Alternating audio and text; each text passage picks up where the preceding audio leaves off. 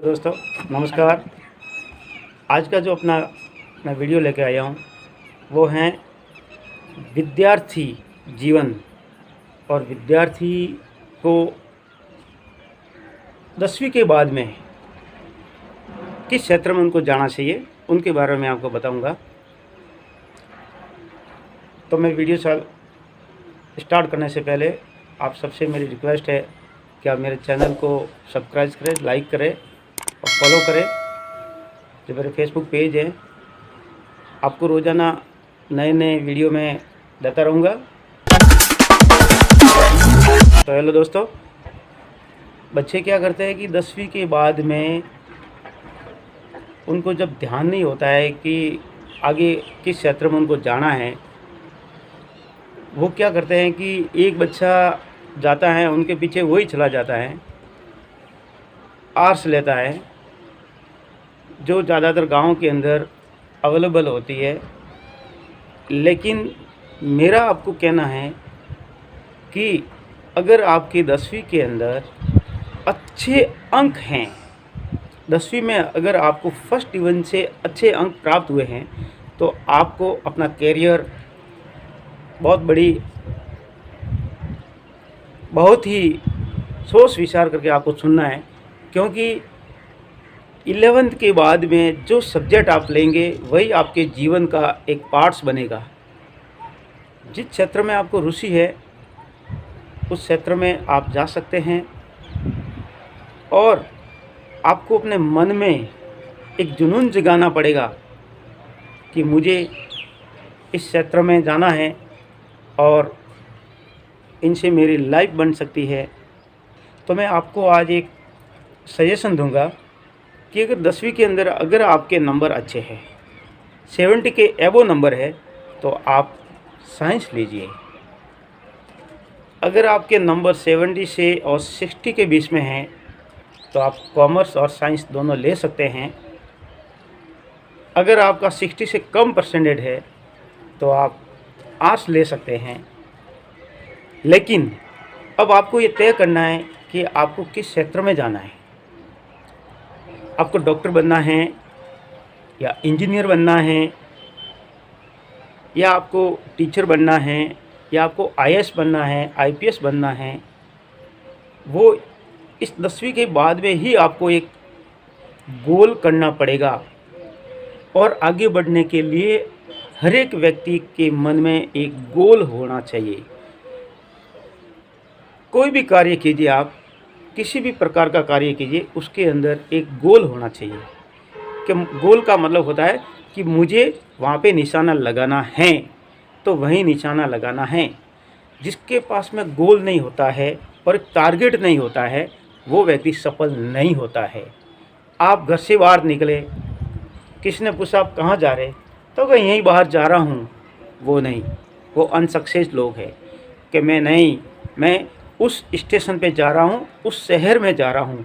एक आपका टारगेट होता है तो वो व्यक्ति वहाँ तक पहुँचता है, और एक जिसका कोई टारगेट नहीं होता है वो 20 में से ही वापस रिटर्न आ जाता है। तो आपको क्या करना है, आपको एक गोल अपने मन में एक गोल रखना है कि मुझे डॉक्टर बनना है, मुझे इंजीनियर बनना है, मुझे आईएएस बनना है, मुझे टीचर बनना है। तो मैं आपको बताऊँगा कि अगर आपको डॉक्टर बनना है तो आपको 10वीं के बाद में साइंस लेनी पड़ेगी और बायो लेनी पड़ेगी। और साइंस बायो के बाद में आपको कड़ी मेहनत करनी है। उसके साइंस बायो के आधार पर ही आप डॉक्टर बन सकते हैं। कोई व्यक्ति कहता है, लड़का कहता है कि मुझे तो इंजीनियर बनना है, तो आपको 10वीं के बाद में साइंस मैथमेटिक्स लेनी है और मैथमेटिक्स लेने के बाद में आपको बीटेक करना पड़ेगा। उसके बाद में आप आगे इंजीनियरिंग की सोचोगे। कोई व्यक्ति कहता है मुझे आईएएस बनना है, आरएस बनना है, तो आप आर्ट्स लीजिए। आर्ट्स के अंदर हिस्ट्री लीजिए, पॉलिटिकल साइंस लीजिए, ज्योग्राफी लीजिए, ये इसी प्रकार। अच्छा, कोई व्यक्ति कहता मुझे सीए बनना है, मुझे अपने दुकान में या व्यापार में, फैक्ट्री में हिसाब किताब देखना है, तो आपको कॉमर्स लेनी है। आप कॉमर्स लेकर के आप सीए बन सकते हो, आप अपना हिसाब किताब फैक्ट्री का खुद कर सकते हो। तो इसी प्रकार आपको 10वीं के बाद में जो भी आप सब्जेक्ट चूज कर रहे हैं वो आप बड़ी सावधानी से उस सब्जेक्ट को चूज करें। ऐसा नहीं कि आप एक दूसरे की देखा देखी नहीं करें। देखा देखी करने से आपका गोल नहीं होता है और उसमें आप अनसक्सेस होते हैं। रही बात छोटे शहरों की, गाँवों की बात है, तो गाँव में लोग क्या करते हैं, कुछ विद्यार्थियों के अभिभावकों को पता नहीं है कि किस क्षेत्र में जाए। उनको ये पता नहीं है कि आगे बढ़ने के लिए कौन से क्षेत्र में जाए या कौन सा सब्जेक्ट चूज करे, वो उनको पता नहीं होता है, क्योंकि उनको कोई सलाहकार नहीं मिलता है या कोई सलाह देते तो वो मानते नहीं हैं। तो मेरा आपसे एक ही है कि आप 11वीं का सब्जेक्ट लेने से पहले आप एक सलाह लें कि आपके जीवन में आपको आगे क्या बनना है, आपको किस क्षेत्र में जाना है। तो उसके बारे में आप एक अच्छे एजुकेशनल व्यक्ति से सलाह लीजिए, उस सलाह के अनुसार आप चलिए।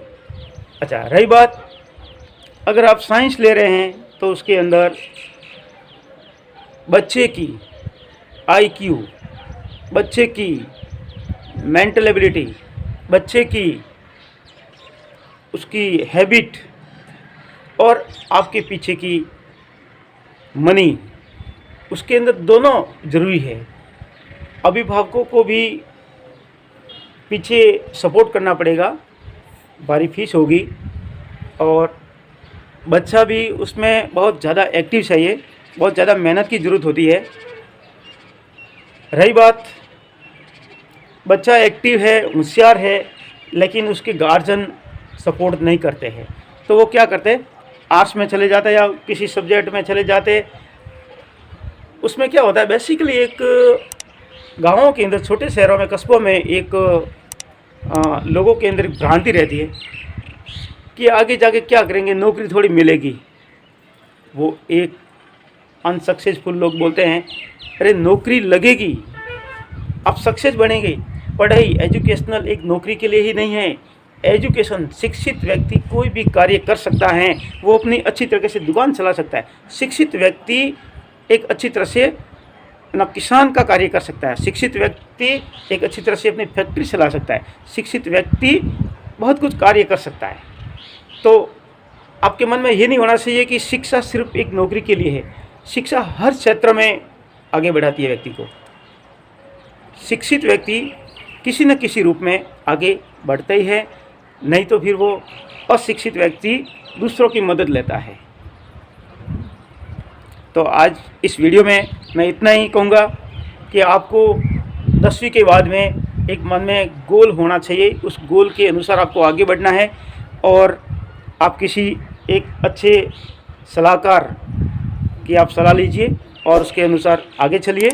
Best of luck, thank you.